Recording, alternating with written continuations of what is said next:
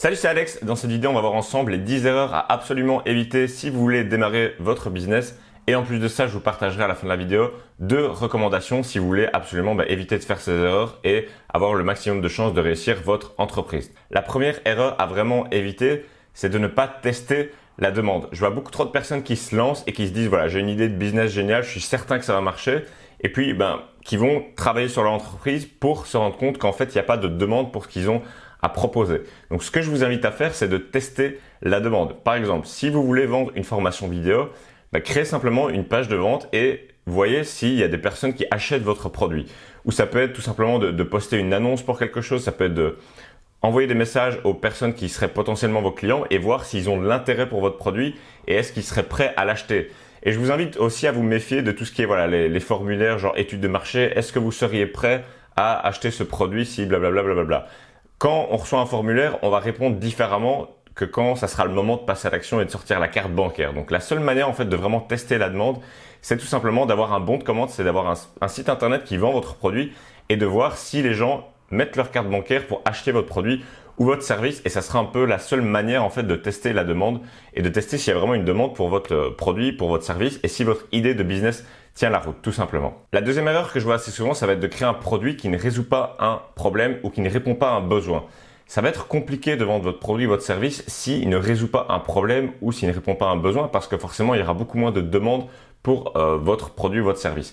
Donc je vous invite à regarder les personnes qui vous suivent, vos clients idéaux, vos prospects.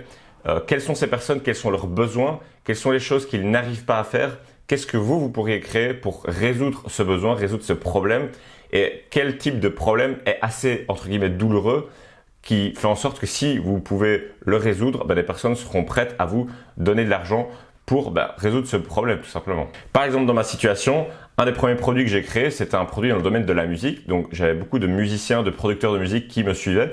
Et ces personnes n'arrivaient pas à créer des bonnes mélodies, ces personnes n'arrivaient pas à avoir un rendu audio qui sonnait professionnel. J'ai tout simplement créé une formation vidéo étape par étape qui leur permettait en fait d'avoir une meilleure qualité sonore et d'améliorer ce rendu. Donc leur problème était résolu grâce aux produits que je proposais. Mais des fois, je vois des personnes qui se lancent sur Internet, qui créent une formation, qui vendent un produit, peu importe, mais que leur produit ou leur offre ne répond à aucun besoin. Et du coup, c'est beaucoup plus difficile de vendre ce type de produit parce que, à moins que vous soyez dans l'industrie du luxe où tout simplement on se base plus sur des envies ou ce type de produit va faire en sorte de monter notre statut social, donc il n'y a pas forcément de besoin, mais en soi c'est un besoin plus élevé dans la pyramide de Maslow.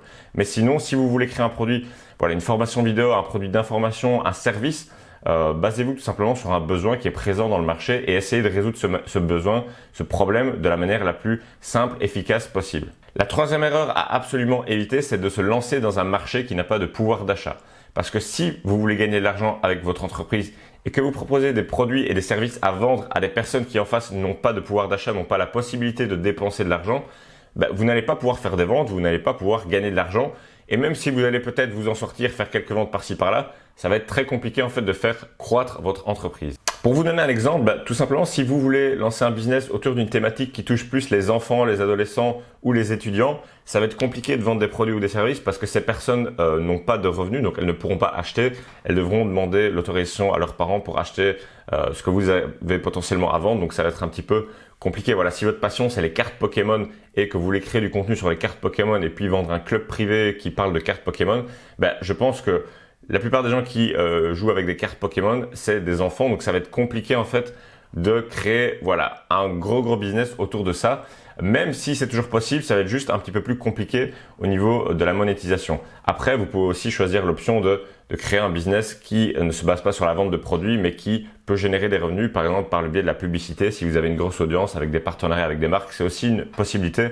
Mais faites bien attention que si vous voulez vendre de la formation vidéo, des produits d'information, des services, si votre thématique n'a pas d'argent, si vous voulez vous adresser à des étudiants qui n'ont pas forcément les moyens de payer des services, des formations à 300, 500, 1000 euros, ça va être compliqué de faire grossir votre business. Donc faites bien attention à ça et à la thématique dans laquelle vous vous lancez. Une quatrième erreur à absolument éviter, ça va être de prendre des risques sans avoir de preuve que votre concept marche. Ça rejoint un petit peu la première erreur dans le sens où il faut tester la demande, mais ici, je vois beaucoup en fait de personnes qui vont se lancer dans un business et qui se disent « Ok, cette idée de business, c'est vraiment génial, je vais quitter mon job, je vais emprunter 100 000 euros à la banque et je vais tout mettre, tout ce que j'ai sur la table pour pouvoir arriver à lancer ce business. Je dis pas qu'il faut pas prendre des risques quand on est entrepreneur, bien évidemment qu'il faut en prendre, mais il faut quand même que ces risques soient calculés. Pour vous donner un petit exemple, j'ai commencé mon business quand j'étais étudiant en droit et dès le début, j'en avais marre de mes études en droit, j'aurais très bien pu les quitter dès le début. Simplement, je me suis dit, voilà, je vais me donner une période de test, je vais me mettre 6 mois, 6 mois à 1 an de test à fond sur ce business. Et si je vois que ça marche, si je vois que je commence à générer mes premiers euros, alors là, je quitterai mes études pour me consacrer à fond sur mon business. Et donc, c'est ce que j'ai fait. J'ai commencé à créer des vidéos sur YouTube dans le domaine de la musique et j'ai commencé à vendre mes premiers produits. Et une fois que j'ai créé ma première offre où j'ai généré mes premiers 1000 euros sur un mois, j'ai décidé d'arrêter mes études parce que je me suis dit, voilà, il y a une preuve que ça marche. J'ai réussi à générer 1000 euros, donc je peux très bien en générer 10 000, 100 000 autres. Et c'est ce que j'ai fait ensuite au cours des années qui ont suivi. Donc ce que je vous invite à faire si vous avez une idée aujourd'hui, peut-être que vous êtes étudiant, peut-être que vous avez un travail et que votre but à terme c'est de quitter votre job pour être votre propre patron. Je vous invite tout simplement à commencer en parallèle de vos études ou en parallèle de votre travail. Et une fois que vous commencez à faire vos premières ventes ou peut-être à générer l'équivalent de votre salaire actuel, à ce moment-là, si vous le désirez, vous pouvez quitter votre job.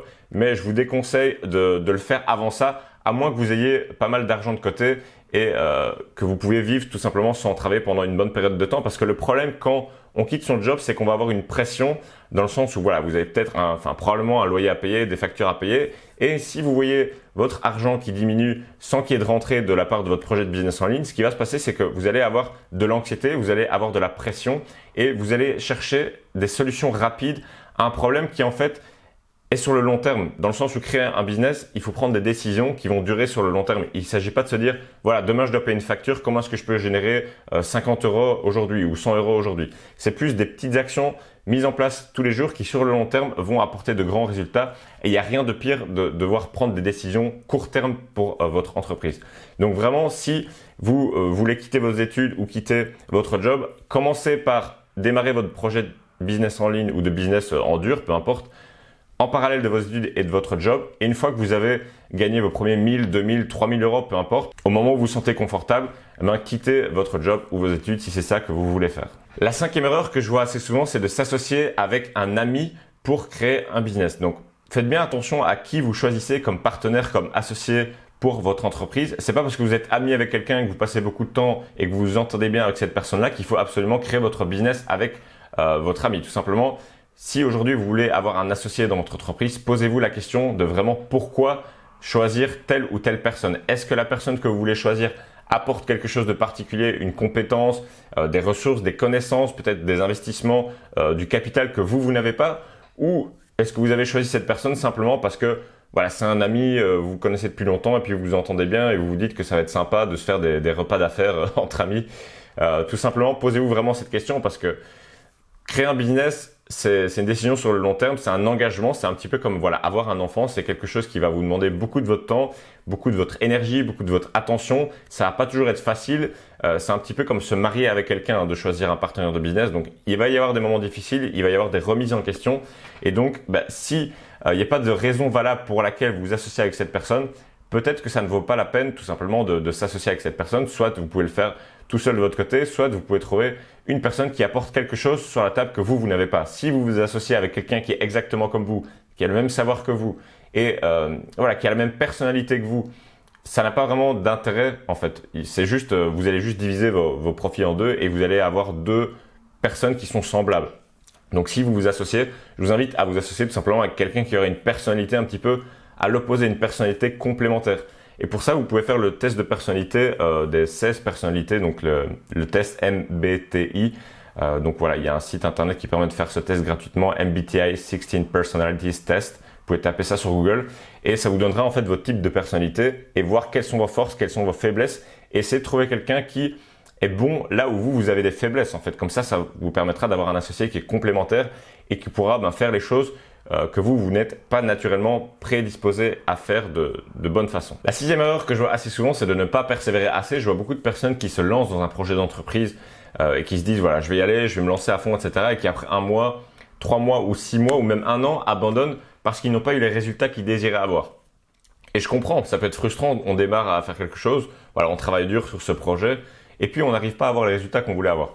Le problème, c'est que pour avoir des résultats qui sont significatifs, il faut laisser le temps jouer et jouer son rôle, tout simplement. C'est un petit peu comme les intérêts composés. Voilà, au début, vous allez investir de l'argent peut-être en bourse ou peu importe. Et au début, vous n'allez pas forcément voir de retour sur investissement et à un moment, ça va décoller en fait. C'est un petit peu pareil pour le business. Il faut pas se décourager en fait avant que les résultats arrivent. La plupart des projets mettent du temps. Donc, il faut avoir des attentes qui sont réalistes. Il faut pas se dire, voilà, moi, je vais être riche dans un mois grâce au dropshipping, comme la plupart des vendeurs de rêves vous disent. Simplement, il faut bien se rendre compte que si vous voulez créer quelque chose de grand et qui va vous permettre de vraiment être libre, de bien gagner votre vie ou de tout simplement d'avoir du succès avec votre entreprise, ça va prendre du temps. Ça va pas arriver du jour au lendemain sans mettre des efforts. Donc, si aujourd'hui, vous n'avez pas les résultats que vous voulez avoir, continuez et aussi posez-vous la question, pourquoi est-ce que je n'ai pas les résultats que je veux avoir? Est-ce que c'est parce que quelque chose que je fais n'est pas bien ou est-ce que c'est parce que simplement je n'ai pas laissé le temps en fait jouer en ma faveur? La 7e chose à éviter, c'est d'être inconsistant. Et d'ailleurs, je peux vous raconter une histoire personnelle parce que j'ai fait cette erreur pas mal de fois dans le sens où voilà, j'avais créé mon business en ligne, j'étais libre et indépendant financièrement et du coup, je me suis dit voilà, j'ai bien travaillé, je vais me faire plaisir et je suis parti en Thaïlande pendant 2 fois 2 mois de suite, donc c'est l'équivalent de 4 à 5 mois de voyage à temps plein. J'ai eu l'occasion de voyager dans 20-25 hôtels, donc tous les 3 à 4 jours, changer d'hôtel. Voilà, je faisais pas grand chose au niveau du travail, je passais mon temps à voyager, faire la fête, je faisais des restos, je rencontrais des amis. Voilà, c'était vraiment un gros voyage et qui m'a pas mal appris de choses, mais en termes de business, j'ai un petit peu lâché le pied, j'ai un petit peu beaucoup moins travaillé en fait. Et ce qui s'est passé, c'est que ça a eu un impact sur mon inconsistance et du coup, j'ai vu à ce moment-là mes revenus baisser. Bon, c'était il y a déjà quelques années maintenant, mais tout ça pour vous expliquer que si vous voulez réussir votre entreprise, il faut vraiment être consistant. Il ne s'agit pas de se dire, ok, je prends des bonnes résolutions, je vais me lancer, je vais travailler 10 heures par jour pendant un mois et après arrêter. C'est mieux d'avoir la mentalité de la tortue et de se dire, je vais travailler 2 heures, 3 heures par jour, tous les jours, toute l'année, plutôt que de se dire, je vais travailler un mois, 12 heures par jour et après plus rien faire et après reprendre et après plus rien faire. C'est vraiment important d'être consistant si vous voulez réussir et vous voulez avoir des résultats sur le long terme. Il faut vraiment voir en fait le business comme un sport de haut niveau. Si vous voulez avoir des résultats, je sais pas, dans le tennis, dans le football, dans la musculation, c'est quelque chose qu'il va falloir pratiquer plusieurs fois par semaine pendant des années et des années et des années si vous voulez vraiment être très bon et atteindre un haut niveau. Vous pouvez pas vous dire voilà, je vais jouer au basket, au foot pendant un mois tous les jours et après j'arrête et après je reprends. Non, c'est pas comme ça que ça marche. Donc voilà, je vous invite à mettre ça en place et à être consistant. Et c'est mieux de mettre en place une action simple chaque jour que vous êtes certain que vous pouvez intégrer dans votre quotidien et de faire ça sur les 365 jours de l'année plutôt que de prendre un jour par mois ou 2-3 jours par mois pour faire votre truc et après vous oubliez et vous n'êtes pas consistant. Donc la consistance et la régularité, c'est très important quand on crée un business en ligne parce que ça va vraiment jouer sur les effets composés qui font qu'à un moment vous aurez une progression exponentielle. La 8e erreur à éviter, c'est de se disperser et de partir dans tous les sens. Je vois beaucoup de personnes autour de moi et moi-même aussi j'ai fait cette erreur par le passé qui se disent voilà, ils ont lancé leur business et ensuite ils se disent oh, je vais lancer un podcast, je vais lancer une marque de vêtements, je vais lancer un store en dropshipping, je vais créer du contenu sur Facebook, je vais envoyer des emails tous les jours à ma mailing list, je vais faire 25 choses en même temps et qui au final n'arrivent pas à faire progresser une de ces choses parce que vous comme moi en fait on a chacun les mêmes 24 heures et on a chacun la même dose d'énergie qu'on peut allouer à certains projets. Donc si vous avez qu'un projet, vous allez mettre toute votre énergie dans cette chose-là. Si vous, ce que vous voulez faire, c'est des vidéos YouTube, vous allez passer tout votre temps à faire des vidéos YouTube en fait. Mais si vous devez faire des vidéos YouTube, faire des emails à votre liste, faire un podcast, faire un store en dropshipping, faire ceci, faire ça, en fait, vous allez diviser votre énergie et du coup, vous allez avoir vraiment des résultats beaucoup plus faibles. C'est comme si vous avez une bouteille d'eau que vous voulez remplir des verres d'eau. Si vous n'avez qu'un verre, vous allez pouvoir le remplir au maximum. Mais si vous avez 15 verres qui sont devant vous avec la même quantité d'eau, chacun de vos verres, ils auront juste un petit fond d'eau qui seront remplis. Et du coup, le remplissage du verre, ça représente en fait le succès potentiel que vous pouvez avoir. Donc, je vous invite vraiment à vous concentrer sur une seule chose à la fois et être certain en fait que vous pouvez concentrer vos efforts pour faire décoller cette entreprise et ce projet de business. Et tout simplement, si votre but c'est aussi de développer une audience, concentrez-vous sur une plateforme, que ce soit vous concentrer sur YouTube ou alors vous voulez vous concentrer sur Instagram ou sur TikTok, sur Facebook, peu importe, mais choisissez une plateforme et développez-la au maximum avant de peut-être dans le futur passer à une autre chose. Une fois que vous avez atteint les résultats que vous voulez avoir, il n'y a pas de souci de déléguer certaines choses et de se concentrer sur une autre plateforme ou sur une autre idée de business. La neuvième erreur à vraiment éviter, c'est de dépenser du temps et de l'argent sur des choses qui sont inutiles. Il y a 20% des actions qui vont vous apporter 80% des résultats. Bon, c'est la loi de Pareto, vous connaissez probablement cette règle. Mais aujourd'hui, si vous voulez démarrer une entreprise ou si vous voulez développer votre business actuel, concentrez-vous sur les choses qui vous rapportent vraiment. Je vois beaucoup de personnes, un exemple, c'est ma copine qui a une entreprise de formation dans le domaine du mannequinat en Thaïlande et elle passe beaucoup de temps à changer sa bannière YouTube, ses photos sur les réseaux sociaux, modifier un petit peu des détails graphiques sur son site internet. Le problème, c'est que ces choses-là ne servent à rien en termes de résultats de business. Si vous voulez faire des ventes, si vous voulez développer une audience, concentrez-vous sur les choses qui vont vous rapporter des résultats. Moi, c'est ce que je fais aujourd'hui dans mes business. Je ne fais que des choses qui me rapportent de l'argent. Que ce soit créer des vidéos sur YouTube, que ce soit créer des produits ou des services, ou que ce soit discuter avec des clients potentiels pour certains autres de mes entreprises, je ne consacre mon temps que sur ça parce que vous avez un nombre d'heures qui est limité. Donc, ça sert à rien de passer son temps ou d'investir de l'argent pour créer un site internet qui va être stylé alors qu'en fait, c'est pas ça qui va impacter vos ventes. Si vous voulez vendre de la formation, créez du contenu sur des sujets qui vont intéresser vos clients et créer une formation qui va vraiment aider vos clients. C'est aussi simple que ça. Ça sert à rien de passer du temps à changer votre bannière Facebook 10 000 fois parce que ça va pas vous apporter plus de ventes, plus de clients, plus d'audience ou plus de quoi que ce soit en fait. Donc voilà, vraiment important à prendre en compte et ça vous permettra de gagner du temps. Ça vous permettra de travailler moins et si vous travaillez plus, ça vous permettra d'avoir de plus grands résultats. La 10e erreur, et qui est une des plus importantes pour moi aujourd'hui si vous démarrez un business, c'est de se créer un job au lieu de se créer une vraie entreprise. Je vois beaucoup de personnes qui se lancent, qui démarrent un business en ligne et qui disent voilà, moi je suis chef d'entreprise, machin, j'ai un business, je vis de mon business, mais qui en fait sont un petit peu prisonniers de leur business. Parce que si aujourd'hui en fait votre business ne peut pas tourner sans vous, vous n'avez pas un business en fait, vous avez un job ou alors vous avez un hobby. Donc comment on fait pour tout simplement avoir un vrai business, une vraie entreprise? Il faut que vous puissiez déléguer la plupart du travail tout simplement à d'autres personnes. Moi personnellement, certains de mes business, je ne m'en occupe plus, j'ai des personnes qui s'en occupent. Pourquoi? Parce que ça permet de faire en sorte d'avoir une vraie entreprise et que moi en tout cas, ça me permet de me concentrer sur la croissance de l'entreprise. Parce que si vous êtes tous les jours dans votre business à faire les choses qui permettent de faire des ventes, vous n'avez pas le temps de reculer et de prendre du recul tout simplement pour vous poser la question, ok, comment est-ce que je pourrais faire grossir ce business? Comment est-ce que je pourrais attaquer de nouvelles parts de marché? Comment est-ce que je pourrais peut-être racheter un compétiteur? Ça dépend évidemment dans quel type de business vous êtes, mais c'est des choses qui sont importantes. Et d'ailleurs, un excellent livre que je vous recommande de lire, c'est The He-Myth de Michael Gerber, qui explique vraiment ça en détail. D'ailleurs, je ferai une vidéo sur le sujet. Donc voilà, aussi 2 recommandations très importantes qui sont un petit peu des erreurs. La première chose, c'est de ne pas se former. Si vous ne vous formez pas, vous allez faire beaucoup plus d'erreurs. Toutes les erreurs que je viens de vous mentionner, la plupart des choses, c'est des choses que j'ai évitées en me formant. Donc, je vous invite vraiment à vous former par rapport à ce que vous voulez faire. Ça peut être en trouvant des coachs, des formateurs, des mentors, en lisant des livres sur votre thématique. Ça vous évitera de faire pas mal d'erreurs.